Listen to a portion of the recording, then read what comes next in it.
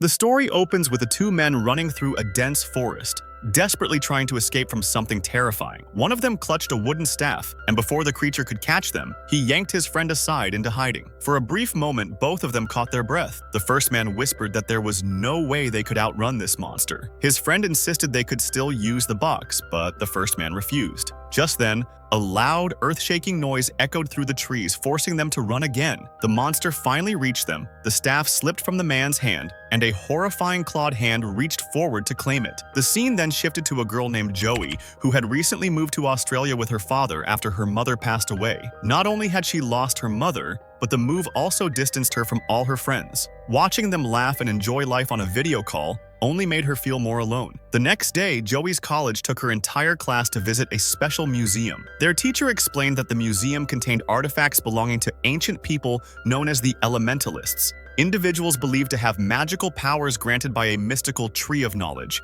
However, one day, a dark sorceress attacked them, wiping out their existence. One of the boys, Xavier, jokingly claimed he had been there to witness it, making the whole class laugh. On the bus ride, Joey sat beside Owen, a brilliant student who simply could not stop talking. His non-stop chatter earned him a threat from a purple-haired girl sitting behind them, who warned him to shut up or she would break his teeth. Owen fell silent for a moment but quickly resumed talking, making Joey laugh. Eventually, the class arrived at the exhibition. Dr. Rosen, the museum manager, began explaining various artifacts, until Joey's attention drifted toward a familiar wooden staff. It was the same one we saw in the opening scene. Owen joined her, and the two examined it closely. Suddenly, strange markings along the staff began to glow, and without breaking the glass case, the staff floated out toward Joey. The moment she touched it, the markings brightened even more, and the same glowing symbols appeared on her friends' faces as well. Dr. Rosen rushed over, stunned to find Joey holding the staff. Immediately, the students began blaming each other for touching it, but Dr. Rosen didn't scold anyone. Instead, she urgently told them to follow her. Inside her office, filled with strange artifacts, Joey asked what was happening. Dr. Rosen didn't answer right away. She was too shocked, wondering how the staff had escaped without breaking the glass. Joey explained that everything happened suddenly, almost like magic. Dr. Rosen then revealed that the staff was actually crafted from the Tree of Knowledge, the same mystical tree that once empowered the elementalists. It could be used much like a wand. Owen bombarded her with questions, prompting Dr. Rosen to explain that the staff was discovered roughly 100 years ago, but the scientists who found it mysteriously disappeared. Joey found this extremely unsettling, but Dr. Rosen simply stated that the staff had never behaved like this before, not once in the last century. Caitlin, another student, then asked what the glowing symbols meant, especially since they appeared on their faces as well when Joey touched the staff. Once again, Dr. Rosen didn't answer directly. Instead, she showed them a strange black cube, also found near the staff. She warned them that if their touch triggered a reaction in the staff, the cube might respond too. Reluctantly, each student touched the cube. The moment they did, their bodies went numb. Joey hesitated. The cube gave her a strange, uneasy feeling, but then she heard her mother's voice calling to her from inside the cube. Overwhelmed, Joey finally touched it. Instantly, all of them were teleported to a desolate desert. As they regained consciousness and looked around in panic, the purple-haired girl, Kaylee, began freaking out. Caitlin started yelling at Dr. Rosen, demanding to know what she had done to them. Joey stepped in, trying to calm everyone down. Owen suddenly interrupted, saying he could hear music coming from the nearby forest. Dr. Rosen agreed they should head toward it, because surviving in the desert would be nearly impossible. They all began walking quietly, Dr. Rosen trailing behind them. And that's when the group noticed something. The group suddenly noticed an old man sitting beneath a tree, his entire body covered in damp fungus and moss. At first, they feared he might already be dead, until he opened his eyes and quietly murmured, "So, has the time finally come?" The students hesitantly asked what he meant by that. The old man looked directly at Joey with surprising warmth and addressed her as Daughter of the Earth. He told them that all of them were connected, just like the 5 elemental forces of nature. He warned them to be careful because the beast never spares those it cannot recognize. He said if they revealed their true selves to it, it would not harm them. But before he could explain further, a distant growl echoed through the forest. The beast was getting closer. The old man, Madruk, repeated urgently, "Show him who you are, then he will leave you be." But Dr. Rosen panicked and immediately told everyone they had to leave. They all began running through the woods. While fleeing, Madruk shouted after them one last time, "Just show your true nature, that's all." As the children sprinted through the forest, Dr. Rosen broke away and ran down a separate path. The beast chased her, easily caught her, and knocked her unconscious with just one powerful strike before running after the others. The students kept fleeing blindly when Caitlin suddenly ran straight toward a tree without noticing. Joey pulled her aside and saved her just in time, but before they could react, the beast lunged toward Joey. The moment it reached for her, Joey unexpectedly slipped into the tree, vanishing inside the bark as if the tree had swallowed her. The others continued running in terror. Much later, Dr. Rosun regained consciousness. She heard faint laughter around her and then something horrifying, a sensation like fingers sliding into her ear. She screamed in fear. The voices belonged to goblins. Soon the truth became clear. Dr. Rosun was the very sorceress mentioned in the old story. Furious, she ordered the goblins to stop playing games and to push the children deeper into the forest. She demanded that they find the second half of the staff at any cost. Meanwhile, Joey woke up to find Madrook standing beside her. He asked how she managed to merge with the tree. Joey had no answer, but Madrook simply smiled and said all trees were connected. Elsewhere, the rest of the group had managed to temporarily escape the beast. They began planning how to survive, where to find food, water, and shelter. Javier asked Kelly if she had any snacks in her backpack, but that's when they realized she wasn't with them at all. Suddenly, Kelly stepped out from behind a tree. She told them she had discovered a hiding place with strange markings on it. She led them deeper into the forest,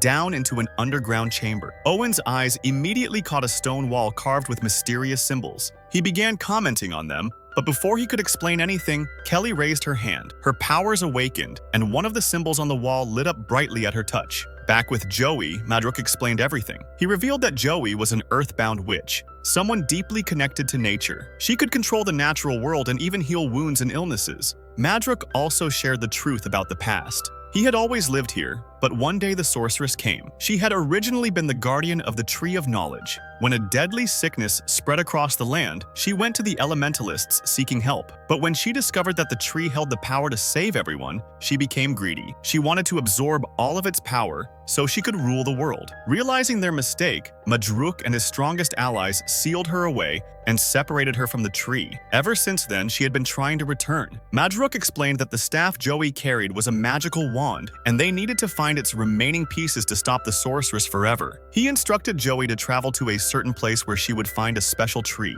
When she asked how she would recognize it, Madrook told her she should follow the darkest path, because where the darkness is strongest, that is where she will find her way. Joey wasn't sure what that meant, but decided she needed to find her friends first. As she left, Madrook called after her one final warning. The scent of the sorceress still lingered on her. If she didn't disguise her scent, the beast would find her. Joey smeared mud over herself to mask her smell and set out into the forest. Elsewhere, the group was still trying to solve the riddle carved into the stone wall. Kelly said she could only make out shapes resembling water, air, and a tree, nothing more. But that was all Owen needed. He realized immediately what the symbols were referring to. Owen immediately understood that all the elements must come together. Only then would they be able to move forward. Meanwhile, Joey was still deep in the forest when she suddenly saw the beast standing only a short distance away. Before it could detect her, Dr. Rosun yanked her down and pulled her into hiding. Joey hugged her tightly in relief and began telling her everything Madrook had said. "I met an old man," Joey explained. "He told me about a witch, a very dirty witch." The moment that word left Joey's mouth, Dr. Rosun's face twisted with anger. She snapped, revealing, "I am that witch. That dirty witch. Whatever that green old man told you, every bit of it was a lie. I only want to use the tree's power to help people, to make things better. That's why I brought all of you here." Joey still felt uneasy, but the witch showed her a path that would lead her to her friends. Joey warned her not to follow and hurried away. Meanwhile, the others were still trying to figure out how to move forward. Suddenly, the beast's roar echoed through the forest again, and Joey came running back to them. Kelly rushed her toward the stone wall. Joey explained that all of them needed to touch it together. Only then could the gate open. The stone wall was actually a magical barrier meant to keep the witch out. They obeyed and placed their hands on the wall. The strange carvings lit up instantly, and a portal opened, pulling all of them into the woodland realm. There, Joey told them what Madrook had said. They needed to find the second half of the staff. She also warned them that the witch's scent was still on all of them, which was why the beast kept following. She told everyone to cover themselves with dirt. Soon, the dirt smearing turned into a playful mud fight, until Joey suddenly heard a soft cry. Off to the side sat a tiny fairy, badly injured. Joey used her powers to heal her, and as soon as the fairy recovered, she flew away. Joey then reminded the group that they must find the second half of the staff and the special tree, because that was the only way to save the world. Exhausted after walking for so long, they finally reached a crossroads where many paths branched off. Suddenly, a strange man dressed entirely in black appeared. He called himself the Keeper of the Crossroads and declared that no one could pass without his permission. He seemed to know everything about them. Annoyed by Owen and Javier's faces, he instantly teleported both boys away. Caitlin and Kelly tried to bribe him, so he made them vanish too. Then he turned to Joey. Joey calmly offered him a bracelet, her mother's last gift, and asked him to let her pass. The Keeper sensed her sincerity, her honesty, and opened a glowing portal for her. Unfortunately, that foolish Keeper opened the portal to Javier, not to the enchanted tree. Joey stepped in and found herself alone in a freezing, snow-covered forest. She began trembling in fear. Elsewhere, Caitlin and Kelly had been sent to a different forest, where they encountered a strange creature named Unweaver, who promised to show them where their friends were. Back in the snowy woods, the witch appeared beside Joey. "Well done," she said softly. "You are on the right path." Joey asked how she had entered the portal. The witch replied, "I am not here physically. I am inside your thoughts." Then she asked Joey for help. Moments later, Javier stumbled into the icy clearing, causing the witch to suddenly vanish. Joey was upset and confused, so Javier comforted her. He took her to a magical creature called the Weaver, who was continuously expanding this mystical world, creating new trees one after another with her power. Soon, Caitlin and Kelly arrived with the Unweaver, who was the Weaver's husband. The couple welcomed the kids into their home and offered them food. There, Joey explained that one of their friends was still lost. Mrs. Weaver used her magic to show them a vision of Owen, studying a strange puzzle carved on a wall. Kelly solved the puzzle instantly with her powers and told Joey, "This wall says that the darkness must lead the way." Kelly explained that the markings meant a path through darkness would eventually lead to a box, and inside that box was the second half of the magical staff. Suddenly,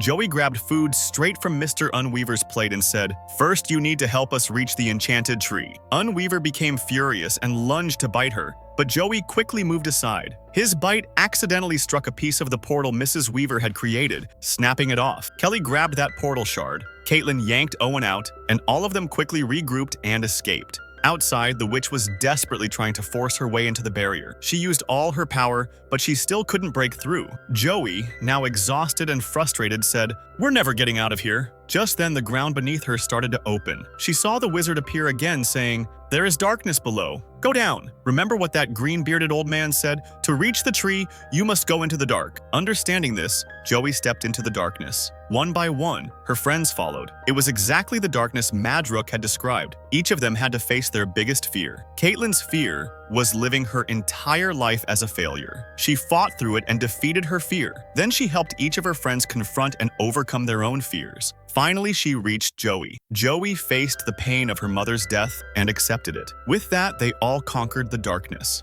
A glowing portal suddenly opened in front of them. They stepped through and emerged into an open forest. Now more united than ever, they began searching together. Soon, they found the box Kelly had read about on the stone wall. They all touched it together, and it opened, but it was completely empty. Joey snapped. She began shouting at everyone, but then Caitlin noticed a shifting shadow around Joey, and suddenly, the real witch appeared. The other four were shocked, because the witch was none other than Dr. Roseanne. Joey didn't know whom to trust anymore, Madrook or the witch. In the end, she decided, no choosing now. First, she would find the missing piece, then reach the tree. Only then would she decide. The witch told them that the last piece of the staff could take her to the Tree of Knowledge, and then she would fix all the world's problems. Kelly didn't believe her for a second. Using the broken portal shards, she summoned the guardian beast right to them. The witch was forced into battle with the beast while the kids used the portal to flee. They heard the guardian's terrifying roar behind them and panicked. But then the same fairy Joey had healed earlier returned. She said, "The guardian is made of earth. You can calm him with your powers." Joey placed her hands gently upon the guardian and used her earth magic to soothe him. He became peaceful, and Joey noticed something glowing inside his body. She reached in and pulled out the top half of the staff. Using so much power drained her, and she collapsed just as the guardian did. Her friends rushed to help her. Moments later, the witch arrived again and demanded the second piece. When Owen refused, she struck both him and Caitlin with powerful lightning. Joey regained consciousness, grabbed the staff piece, but but the witch threatened, "Give it to me or I'll kill all your friends." Forced to save them, Joey handed it over. The witch completed the staff and dragged Joey, by her hair, straight to the Tree of Knowledge. There, they found Madruk sitting beneath it. Their conversation revealed the truth. Madruk and the witch were siblings. The witch said she had come to reclaim what was hers. Madruk replied, "Then you'll have to go through my dead body." Without hesitation, the witch struck him down in a single blow. Joey tried to heal him, but he reminded her, "All trees are connected," and took his last breath. After Madruk's death, the witch ordered Joey to attach the staff to the tree, but Joey refused. Instead, she destroyed the tree, shattering it completely. Before it collapsed entirely, the witch merged herself into the tree's core, and an enormous explosion followed. Joey ran back to her friends, shouting, "Put your hands on the ground! We must bring the tree back!" Using all their elemental powers together, a small sapling sprouted. A new beginning. The witch was gone, the world was saved, and the Tree of Knowledge had been reborn. And that brings our story to an epic end. So tell me, how was the experience for you? Did you enjoy the twists, the magic, and that mind-blowing final battle? I'd love to hear your thoughts in the comments. What was your favorite moment? Which character surprised you the most? If you enjoyed the video, then don't forget to hit like, share it with your friends, and subscribe to the channel for more amazing stories just like this one. Your support means the world. And remember, the adventure never stops here.